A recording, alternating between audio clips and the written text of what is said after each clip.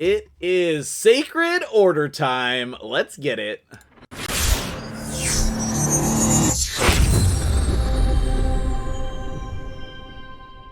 What's up, guys? MtgJedi here. How are you doing today? I am blessed and honored to have my dude Cold Brew here on the channel. How are you doing here today, Cold Brew? What's going on with you? And are you pumped to talk Sacred Order today? Hey man, I'm doing great. It's been a long time since we did our last collab, but yeah, we're finally doing Sacred Order today, and I'm excited about this one. It's a special faction for me personally, and I can't wait to dig in to the good champs, the bad champs, and everything that there is about this faction.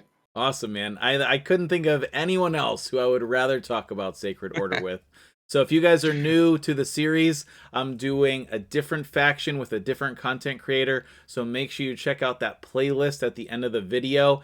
And everything with Cold Brew's channel will be linked in the description and in a pinned comment. So if you've been hiding under a rock or you're a new player, make sure you go check out his channel. He is the man. And we will be heading over to do a collab on his channel after this as well. So make sure you hop over there and check that out. As for now, we're going to start off the video with our favorite champs in the faction. So as the guest, I would love for you to go first. Who are your favorite champs in this faction and why? Um, Look, first things first, I'm gonna say my favorite champ. Everybody knows this is my favorite champ, and I recommend it to everybody to at least have one of them. Is the one and only Armiger, okay? It's not a meme. It's not a meme, even for factioners. Don't think of this guy as a meme. He's an absolutely master in terms of the two skills he has. He has it's the best uncommon in my opinion, and works better than rares and even some epics for this specific faction, okay? He's got Totally the agree. Terminator reduction on the A1, and he's got a block revive on the A2, which can be very, very important for this faction, okay? I find that he's very good for Terminator control, and for specific situations where you've got revives happening, that block revive can be very crucial, and it's not an easy thing to have in any account out there. Block revives are not something that many champions have. The Sacred Order has them through another champion, but it's an epic, and it's not that easy to get the epics. Well, Armiger, you can easily get him either from, a mystery shard or the market. So he's MVP here, I would say, for anybody who wants to tackle the faction and to get Lydia. Yeah, for sure. But, I already have him but, going on my yeah, free-to-play account, and I'm like level yeah. 53, and he's still good even at like level 40. But eventually he'll be a 6-star for me. Everybody needs this guy on their account, I feel, at some point or another. And then you have another champion you want to mention as well?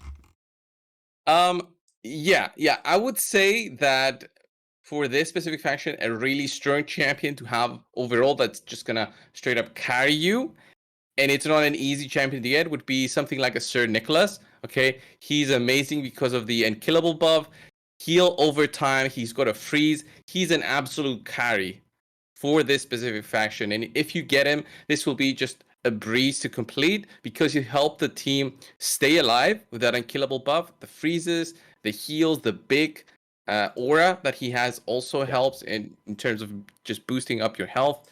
So he's just a master, but it's extremely difficult to get him in terms of any account out there. Is just straight up RNG, and after that, it's all about the kind of luck that you'll have for any account out there for each specific faction.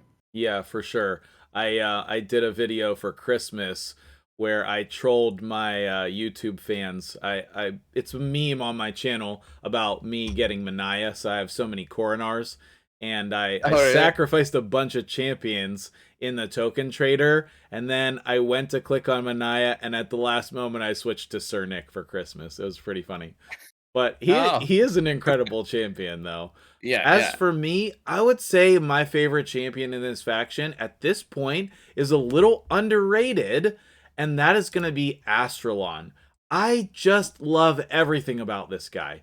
Not only is he, in my opinion, one of the coolest looking champions in the game, but he was like the first champion to really come into the game with 100% chance on an AoE stun that was viable, okay? And then the removing veils and the weak and stuff, that's great also, but 100% AoE stun. His A2 like is really hard hitting and is a good single target revive. His A1 pairs up super well with Countess Licks, and his passive is very dangerous. Like him Yeah. and then paired up with Countess Licks is a really good duo still in the game. And I feel like since he's been in the game for a while now, he's gotten to the point where he's a bit underrated. Not as many people have him, not as many people use him, but I still love him. One of my favorite champions in this faction for sure. Anyone else you want to Yeah. mention before we move on to like unusable champions? Yeah, I'm just gonna agree with Astrolon. And in the past, like I made a past fusions like a tier list, and I gave him a B. And Yeah, oh my god, the comment section went crazy on me. Like, how can you dare put Astrolon in as a B? And I've reconsidered it since then, and actually used him on some takeovers I've done. And he's an absolute carry. I want to cover some epics before we go to the unusual champions. I just sure. want to say that Void chat in terms of Void epics, God Security is Oh my. amazing Yeah. for just overall support in the game and the faction. Cardinal, of course, the same thing, just an AoE revive. And then for the non voids, I'm gonna say Phoenix can be crazy good. Yeah. For that block revive that he has, and Deacon Armstrong, of course. Just some of the obviously amazing champions for all areas of the game that also are amazing because they fit in faction wars teams as well, and they pretty much can fit in any team of 5 and help carry you through. Yeah, 100% agree. And then to add to that and piggyback, like you're building a Mordecai if you have one, and now Yeah. with Sand Devil, you might be building a Lightsworn as well. So like the epics are really good. The problem is there's just so many of them, so you might not have all of you might not have any of those. You might have a full row of chicks up on the top and none of these champions down here that we're talking about. So we'll get into some more in a minute. But let's hop over and talk about unusable champions first, because definitely some of the epics are. The Yeah. first unusable champion I want to mention though has got to be Glycea. I just think that there's no use for her in the game. And that's a shame because she is beautiful. I literally pulled shards for her just because I wanted to put her on my account. I have never used her. I just look at her sometimes because she's beautiful. But the passive, it just needs to be 100%. You know, Yeah. like 50% chance to deny, make it 100%. She sees play immediately. I don't even care if you add books to it. Like, the rest of her kit is fine, but the reason that we all wanted to use her was for the passive. And, like, you could probably use her in a faction war team at level 50 even, and it would be fine. But I don't recommend anybody to build her to level 60, I mean. Yeah. I can't really see her as being like an MVP in terms of the factions, and as a champion overall, she seems like an unusable. I've never even bothered with her any of the. I think she was over through 10x's and didn't really think twice about Yeah. her in any situation, like in any team, honestly. Right. And another similar one in terms of legendaries is not as bad Okay. with the Hydra. Uh, I would say Bivolt wasn't seeing so much action, but he can be a good carry. Yeah, He's for not sure. unusable, but he is very dependent, I would say, on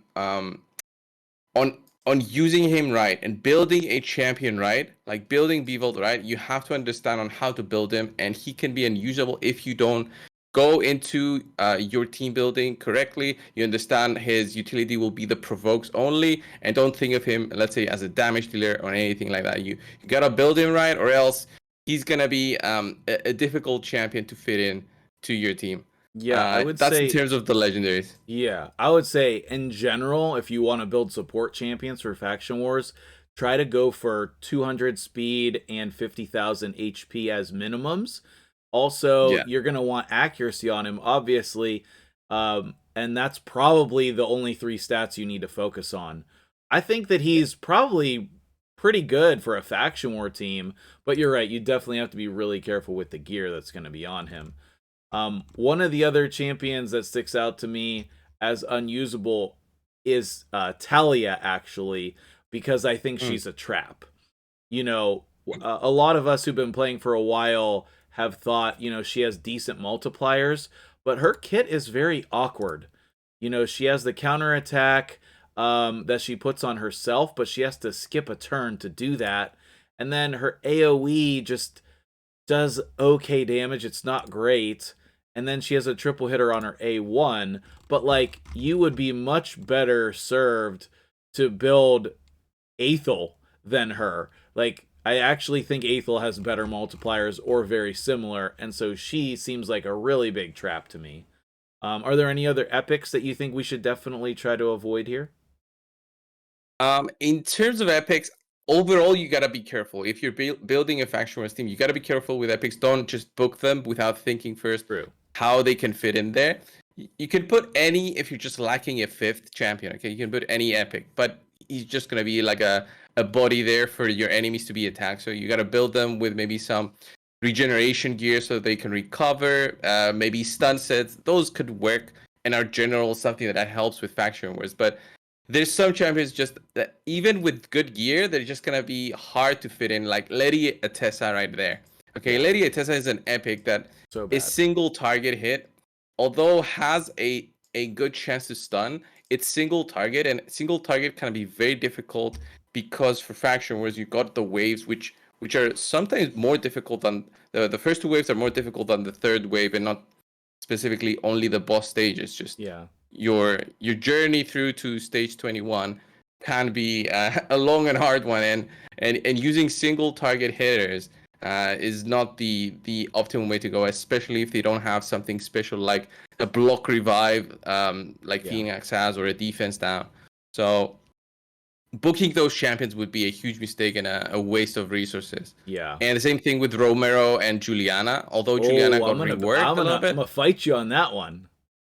Yeah. Yes. So You like his passive with Juliana? no, Juliana's still bad. She's fine. Okay. She's fine. You can use her.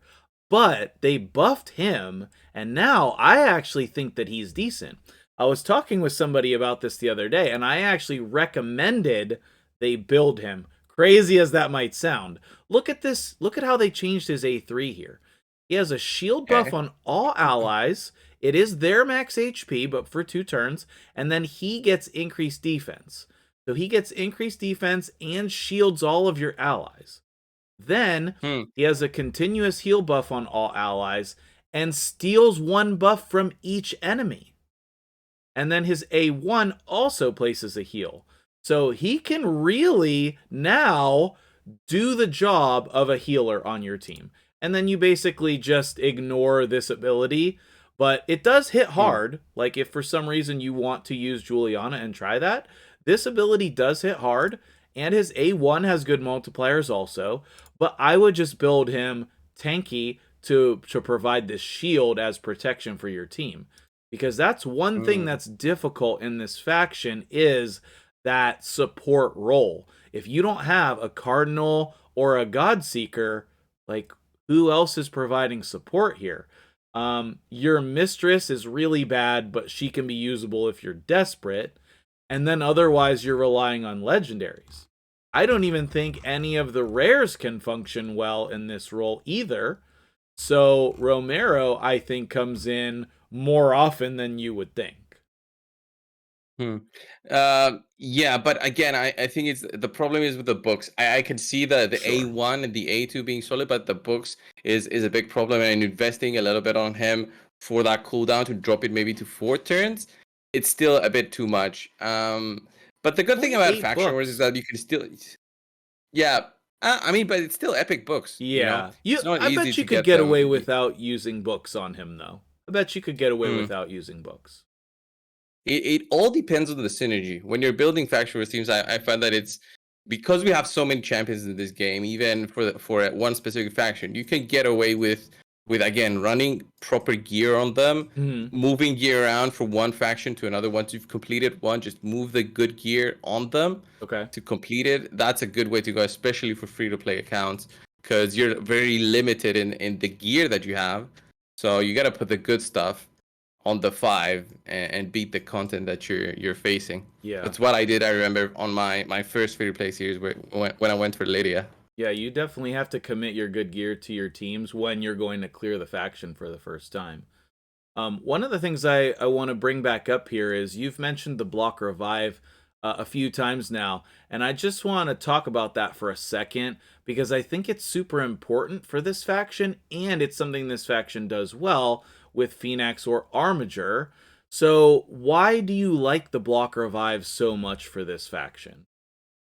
If I remember, it's is it the blue boss Yeah, the on one this that does faction? the ally attack and like has The the ally attack yeah, and they attack you, right? Because yeah, you gotta kill the ads, if I remember correctly, yes, and then the and boss those ads can revives do a them. lot of yeah, and the boss does a lot of damage through those ads. Right. So you have to have some control in there. A stun works very well, but Yeah. if you don't do that, then you're gonna have a bad time. And since Armiger is basically a free block revive, you gotta take advantage of that and and manually select the enemy and use Armiger at the specific time to do the block revive.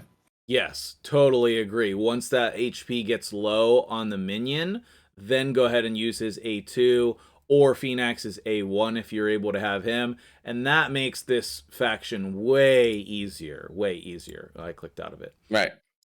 So there seems like a lot of usable champions in this faction. So I think what I want to do here, instead of talking about all of them, why don't we just go through and both say, whether like yes or no usable for faction wars.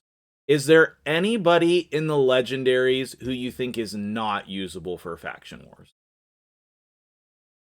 Um, I wouldn't say none of them is usable. I could see a case for each and every one of them, Yeah, but it's only because you might be limited to, you know, it's the ones you have, right? You've right. got one legendary, just use it, Yeah. okay? Don't think about it. I'm not talking about the voids, even if it's Glizia, which we talked about, even if it's a Bess or Errol, who are just straight up damage dealers who are difficult to keep alive, Yeah. you still have to use them, Yeah. right?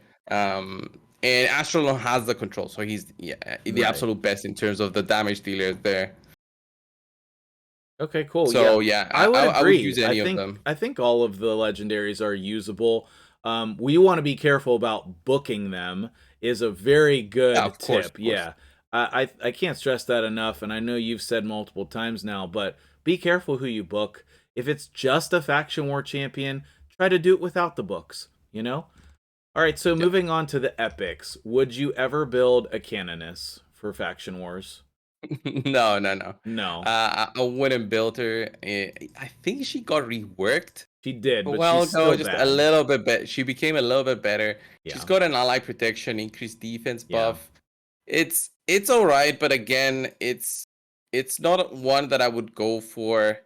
I mean, again, if you only have Canoness in terms of epics, you gotta slot her in. But again, Yeah. don't book Yeah. her. You can take these epics to level 50, and it doesn't hurt that bad Yeah, to for get them sure. there. It's the level 60 that takes a lot more resources than Yeah. just a level 50. What about Adriel? Yes, no.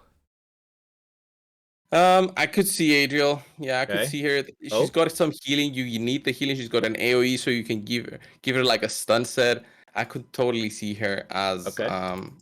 as the champion A little there. bit underrated pick there. Hope? Hope is solid because of the increased duration of buffs. Yeah, definitely.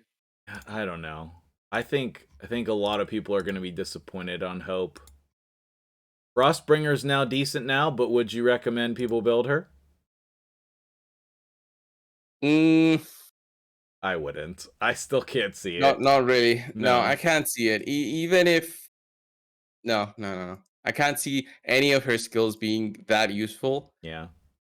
We already said Talia is a trap. I wouldn't build her. Juliana, I would stay away from as well. Sanguinia can be used for support, and I do like Aothar if you build him defensively and not like an attack-based champion.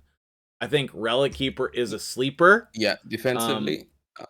Of course, Relic Keeper. Yeah, if you have him strong enough yeah. to get, that extra turn through a kill, and he has that increased attack buff that gives him that extra little bit of boost that you might not have. He's already built better than all your others if you're using him for campaign. Mm-hmm. It's just hard to do so with attack-based champions because you Yeah. need to get them usually level 60 Yeah. to actually see I some agree. damage coming out of them. And then you can always put them in lifesteal gear as well, and that's helpful. Mm, Missionary, yeah. would you ever build? Not really. Not Yeah, really. me neither. Romero, I think Provokes is can be solid. Yeah, but yeah. We already talked about Romero, Lady Atessa, Mordecai. Bushi, I would probably stay away from. I think he can be used in a pinch. I just wouldn't rely on it. Phoenix, Deacon, all great. Mistress, only yep. if you're desperate. What about Lodric? Lodric can be solid, but he's so heavy on the books. Yeah. And if you don't book him, then you suffer from the very long cooldowns, and he's just a decreased attack champion, which is, I mean, it's not bad, but Yeah. it's something that it's gonna be very specific. Like you might use him for a boss stage to, drop a little bit the damage that you're taking. To just try to protect your like one attack based nuker, maybe. Yeah, yeah. I think Anchorite is okay, but like his base defense is so crazy low. I'm not sure how easy it would be to keep him alive, but he's all right. I like the A1 that's an AoE. You can give a stun set, which is so good for faction wars overall. Yeah, that's a So good that point. can be that can be clutch because you can just exit the faction war stage if you don't get a series of stuns, like 3 stuns out of 5. You can just keep doing that until you get lucky. True, And true. Carolinia, she's not good for anything, right? not so much, I would say, and yeah, suffers again from a lot of books. And then we talked about all of these. I like Inquisitor Shamail. I think he can be used. I Yeah, actually yeah, used 2 of him in a clear one time, so he's definitely yeah. usable. High single target damage. Of Yeah, high course. single target damage for sure. Are there any rares we would think about using? I mean, if you run Aethel as your starter champion, you could use her. That'd be the only That's one, right? that's one that you can do. If you run Templar or thought about Templar at any point, he's a farmable one, so you can Mm-hmm. actually book him basically for free. So you can do that, and he's got like a provoke, which can be solid. It's a random provoke. You can Mm-hmm. land it on multiple targets. It's a free champion, so that can be usable. Okay. Mother Superior is an okay champion in terms of healing. It's again it's a rare, so it's easier to book.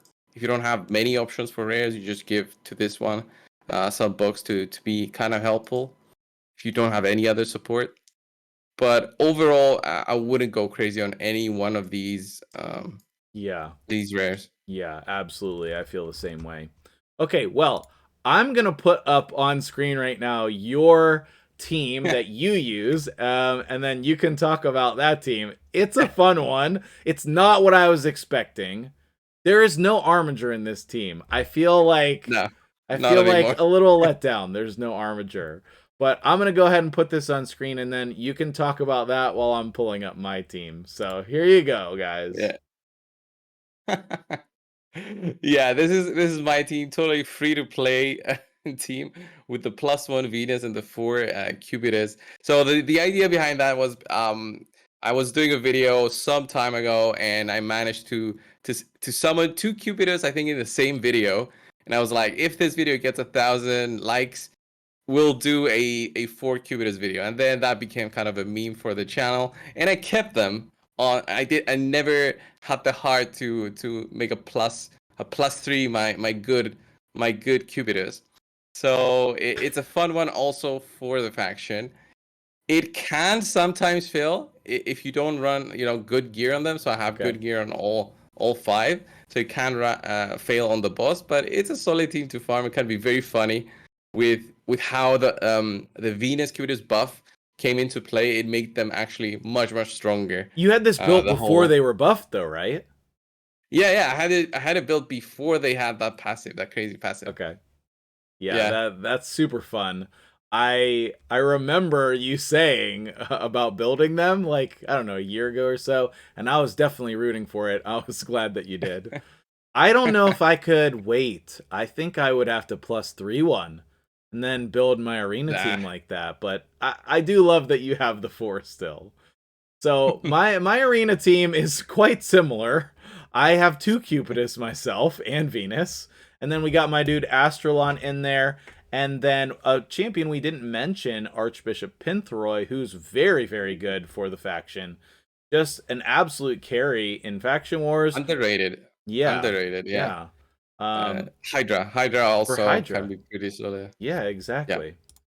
All right, so then last thing I want to mention, like a free to play option. So if we had access to basically just no legendaries, is there like an epic team we could put together here that would be fairly accessible for most players?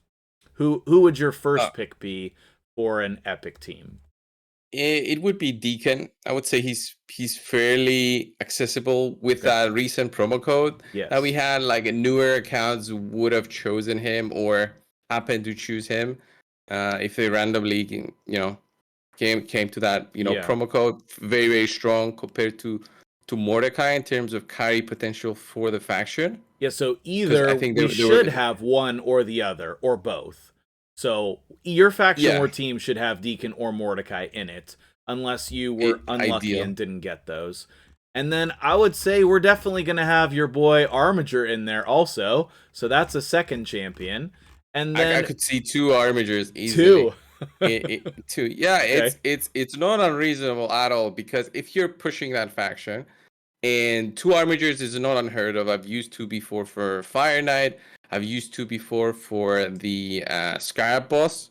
Okay, so for Doom Tower. So it's not unreasonable. I'm not talking getting them to level 60, but you can keep them at level 50, and it's at the point where you're worrying about completing the whole faction wars thing. Getting a champion to level 50 is not as dreadful to think of as it was at the start of an account where let's say you're free to play, which is now level 50. It's Yeah. still not at a comfortable spot in terms of just leveling up any champion at once to level 50. Okay, cool. So one or two in there. We'll just stick with one for now. I'm going to throw Yeah. my pick in there, Romero. I'm a little bit hyped on him lately, so that would be a third one. Who's going to do some damage for us in here that we kind of want to use, do you think? I mean, if we're talking about accessible champions, we can talk about Rally Keeper because he's one you'll get on your way to Arbiter, Right. and there's no way around that. You Mm-hmm. have to do the fusion, so you'll get one. Might as well level him up a little bit and try to use him and find some spot for him, since he can get that extra turn with a kill. Yeah. And if you have some AOE to manage to get an extra turn and then another one and another one, it can help you push through the waves without really depending on multiple big damage dealers. Yeah. So if we start out with Deacon, and then we have Armiger, we have Romero and Relic Keeper, then I would say the last one that would fit really well in here would be somebody with like an Ally Protect or maybe Anchorite for the AoE A1. Do you think that would be a good Yeah. fifth champion? Yeah. Any AoE champion would be solid, but Anchorite, since he's got it on his A1 and will be pretty much casting the A1 after he's done with either his A2 or A3, you'll be bound to land on a stun on the enemies and help you push through. Yeah. And I think that fifth champion could really be anyone. If you have a legendary, you're going to put them in there. If you have a second Armiger, you're going to put him in there. And a lot of these other epics can do that job of that fifth champion. So this is very accessible faction and really manageable for most accounts, I think. You just have to be careful on that boss that your team doesn't die. And you have to set it up Yeah. so that you control those minions to make sure that your team is going to survive. So, any other points or thoughts here before we wrap it up? No, that's pretty much it. Faction wars can be pretty difficult, but if you have an understanding of, that gearing matters a lot, then you'll be fine. I mean, you'll be fine with any five pretty much, unless you have the absolute worst of the worst, which we covered, Yeah, and for that's your sure. only five. Yeah, for sure. So, last but not least, anything you're excited about going on your channel right now, over on your YouTube channel? No, on my channel, I just cover anything that I like about the game, or something similar to the game. So I'm more excited about future content that will come to Raid, like the new hard mode dungeons. I'm excited for whenever that comes. Hopefully this month.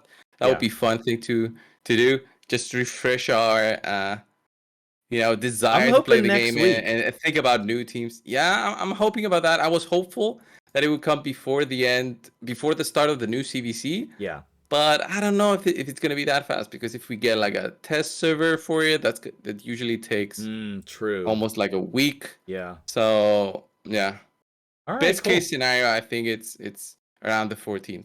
Okay, right on. Yeah, I'm definitely looking forward to that content as well. I'm sure Sacred Order champions are going to be really good for that content also. And Yeah, that'll do it for us here today. Thank you so much for being here, my dude. Really appreciate you talking about Sacred Order today. Make sure you check out the other videos in this series. And we're going to head over to Cold Brew's channel. So I will see you guys later. Thank you so much for watching, guys. Peace.